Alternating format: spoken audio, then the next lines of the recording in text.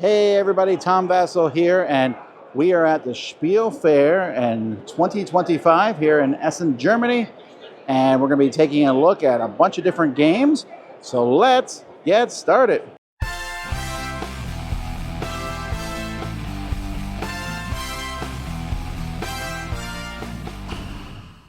First we got Push Push Penguin. This is a game where you are penguins moving down the icy slides, trying to get the most fish and survive while an orca is coming in the opposite direction. So you all roll at the same time, your two super colorful dice, and then decide which one you want to go and not go so other people don't know how you're moving.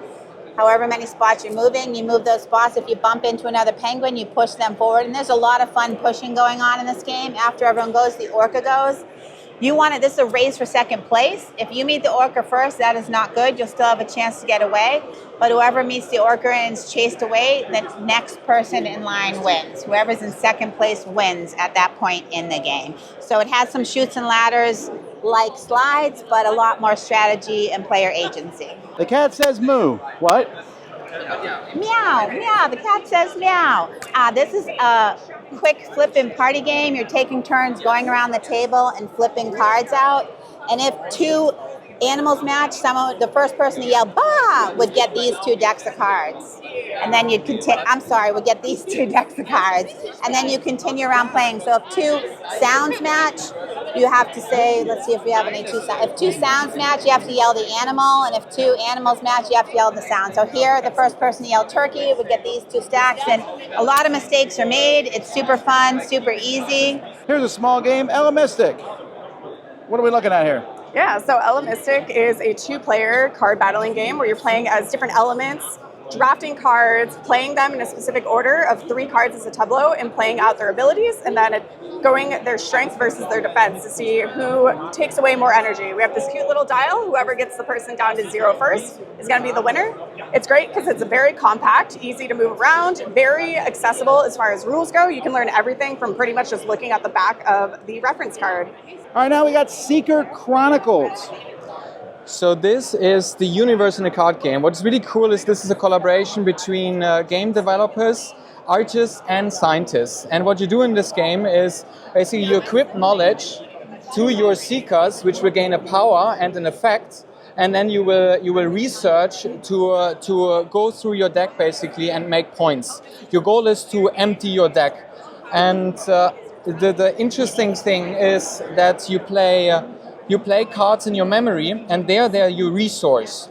And you have to tap them to produce resources to then link cards to your seekers. So it's all about balancing the options you have here with the power you have there. Is it a 2-player game? It's a 2-player game, yeah. How long? It's about 45 minutes. There you go, folks. That's Secret Chronicles. Right now we're looking at Kuldhara. So what is this? Kuldhara is a puzzle-based engine builder. It's a sort of resource management game where you travel across the desert. If you look over here, you can see camels of every individual player. They move around collecting gemstones. You build it up on your own personal little work bench that moves around, and using this, depending on where you place them, you can build jewelry to score points. As you go through, you'll have to manage your water, and you'll also have to manage where exactly you place them. Because if you put a protection tile, that's going to be locked for the rest of the game, so you have to kind of plan how many combos do I want to make on this turn, and how much gas do I still have in the tank. Oh, now we got one I'm excited about, Children of the Colossi. Look how big those pieces are. All right, what is this about? It's a Euro game, use on a map kind of game. It's a competitive game. Players represent nomadic tribes that are roaming around this wasteland. And the wasteland is characterized by these huge colossi that are roaming around. They are neutral creatures, really. We don't control them. And each colossi has a city that grows on top of it. And the main feature and tension of the game comes from the fact that the units are your main resource. So you can use your units on the city of the colossi itself, and the more units you have on the city, the more actions you're going to perform. But at the same time, those same units you're going to need on the map to fight for battles and gain resources. So since you have a finite pool of units, you really need to decide how and when to deploy them and to move them. Another cool feature of the game is that basically the units are always in play. There is no reserve of units like usually there is in a game. And when you fight, you're going to lay them down, and to make them heal and be usable again, you need to hook the map into the city. So there is a thing that I call Circle of Life, where units are going to keep cycling around, and this enforces this duality of the game, these two worlds, that you need both of them, but you cannot be everywhere, of course. And So how many players is it? 2 to 4 players. And how long? It's 90 to 120 minutes average. Here we have Impatience with a couple new games. You might know them for the Oniverse, but now we got something else. These are both solo games? Yes, exactly. One is a pure solo game, RAVEL, but even if it is only solo, when we presented it in Cannes this year, we never had a single player on a table. There were always 2, 3, 4, even 5 players trying to solve the puzzle. And Last Minute is a 1 to 4 cooperative game. That plays Are these out now? Yes. They've been already for a couple of months available. And how long are each of them? Very short. Last Minute plays in 10 minutes. RAVEL also. Alrighty, there you go. That's from Impatience. Now we're taking a look at Burgle Brothers Blackjack. Well, this is a woo. Sorry, go ahead. Yeah, this is I reduced Burgle Bros down to a game of blackjack, where cooperatively you're trying to, crack the safe, avoid the guards, the same things, but you have to trade cards, which ends up turning it into a cooperative deck builder.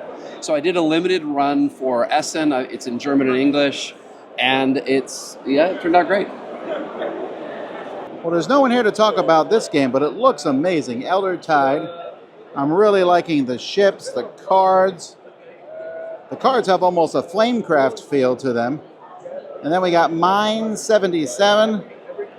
Both of these games look really kind of gorgeous here on the table. Really liking how all this looks. Labyrinth Chronicles. Look, folks, I found Labyrinth Chronicles. Look at this 3D. This is just a demo, right? Yeah, it's almost... Is this what it's going to look like when people buy it? Yeah, it's not the final version. Of course, it's still a 3D print, a very advanced prototype.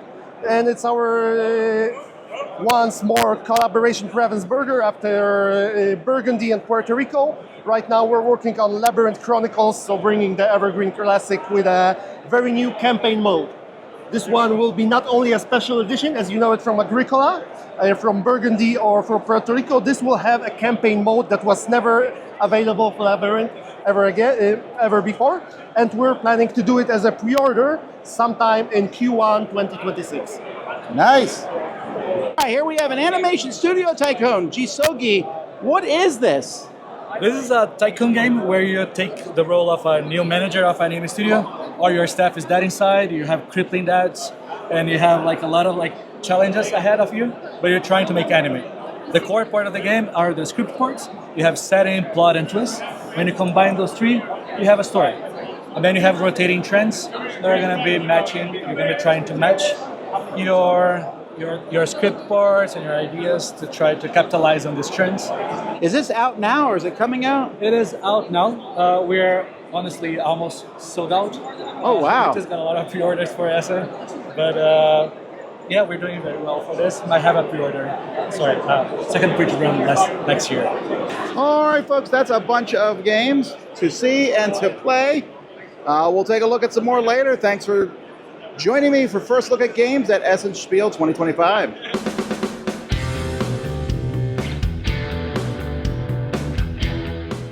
Hey folks, thanks for watching another one of our videos. If you like our videos, if you like our channel, you would love to game with us at one of our conventions. Check out Dice Tower Cruise, Dice Tower East, and Dice Tower West.